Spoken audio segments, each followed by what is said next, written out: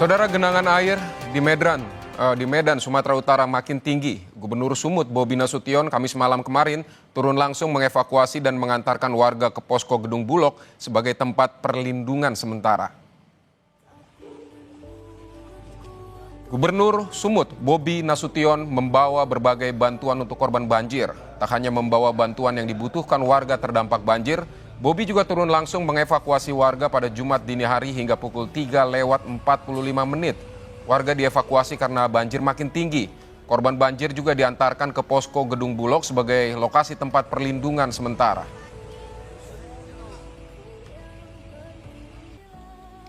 Saudara, Wahana Lingkungan Hidup Indonesia, WALHI Sumatera Utara menyoroti maraknya penebangan liar sebagai faktor terjadinya banjir yang menyebabkan Sumatera Utara kehilangan banyak area tangkapan air.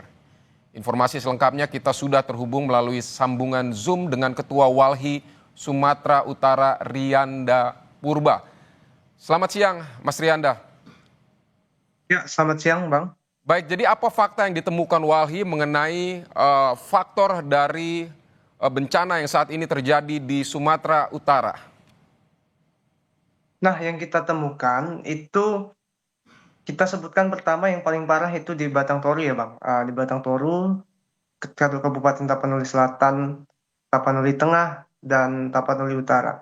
Nah, di wilayah ini, Bang, itu ada ekosistem hutan rimba terakhir kalau kita sebutkan yaitu Harangan Tapanuli atau biasa disebut ekosistem Batang Toru.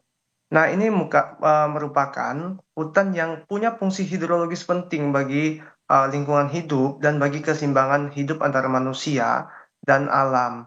Nah, perlahan kita analisis dalam 9 tahun terakhir 2000-an hektar hutan di sana itu sudah terdegradasi dan rusak, Bang.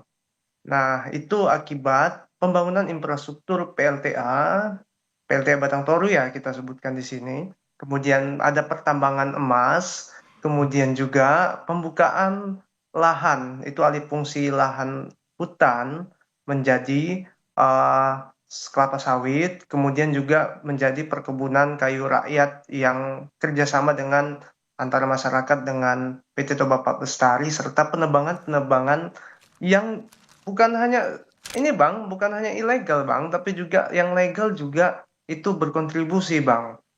Nah, makanya apa ya, penebangan-penebangan ini juga Bang, karena gini Bang, hutan di wilayah kita sebutkan hutan Tapanuli, Karangan Tapanuli. Nah, hutan di sana itu sebagian besar hutan lindung, Bang. Namun memang yang disayangkan juga kita menyayangkan pemerintah di tahun 2014-15 itu mengecilkan kawasan hutannya, Bang.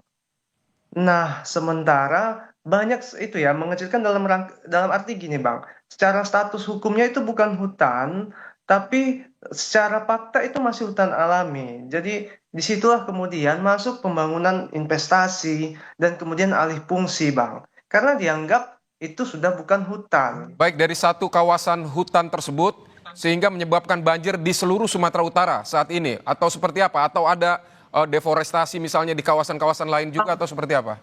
Ya, nah itu salah satunya Bang, yang di wilayah Harangan Tapanuli. Karena 3 kabupaten di Tapanuli Utara, Tengah, dan Selatan itu terdampak. Serta kemudian di lebih selatan lagi Mandailing. Begitu juga Bang, hampir sama bahwa memang proteksi kawasan hutan itu sangat lemah Bang. Karena di beberapa lokasi, kalau kita lihat di Langkat, Sumatera Utara, itu di hulunya adalah wilayah Taman Nasional Gunung Leuser yang juga sudah tutupan hutannya hilang Bang.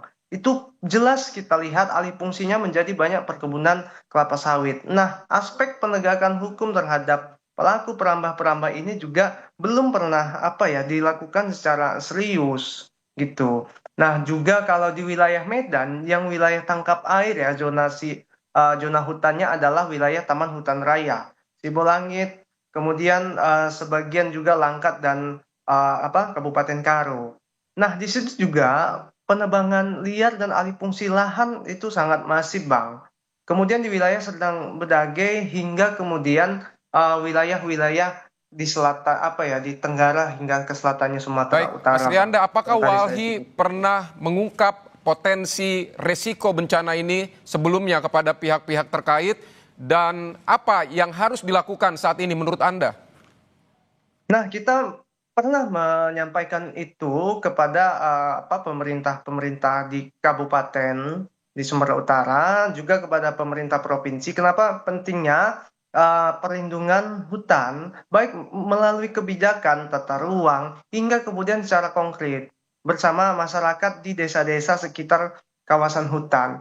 Nah, langkah konkretnya sebenarnya Bang adalah tentu kalau yang pertama adalah kita turut berduka cita ya terhadap penyintas dari dampak banjir ini.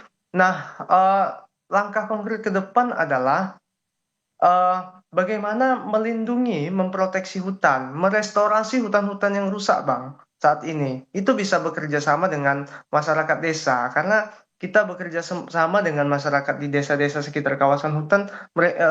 Kebanyakan masyarakat tuh sangat ini, Bang, sangat arif gitu, dan bahkan mau.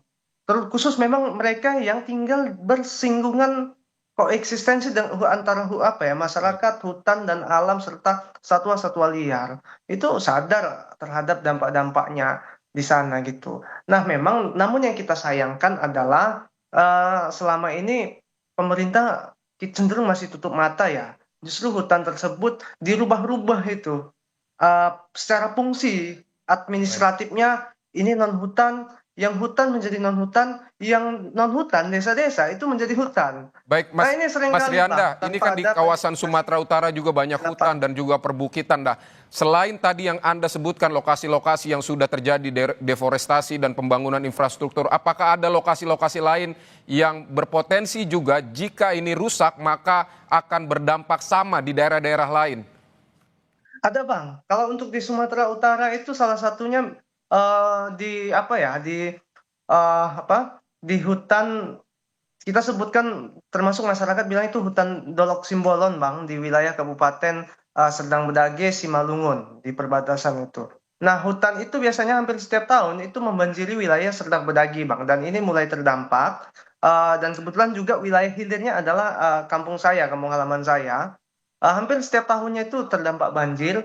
Nah, di situ juga masif pembukaan dan alih fungsi Bang, hutan menjadi perkebunan-perkebunan gitu, perkebunan sawit.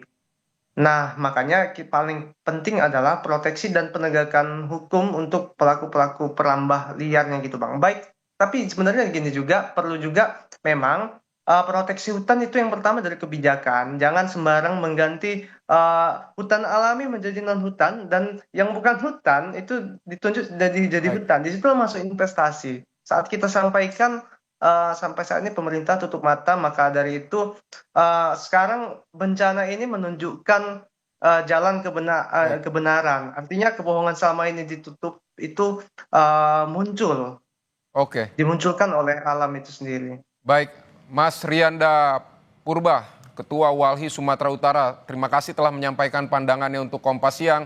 Semoga faktor-faktor yang Anda sebutkan juga bisa didengar sehingga tidak terulang lagi bencana seperti ini. Terima kasih Mas Rianda. Ya.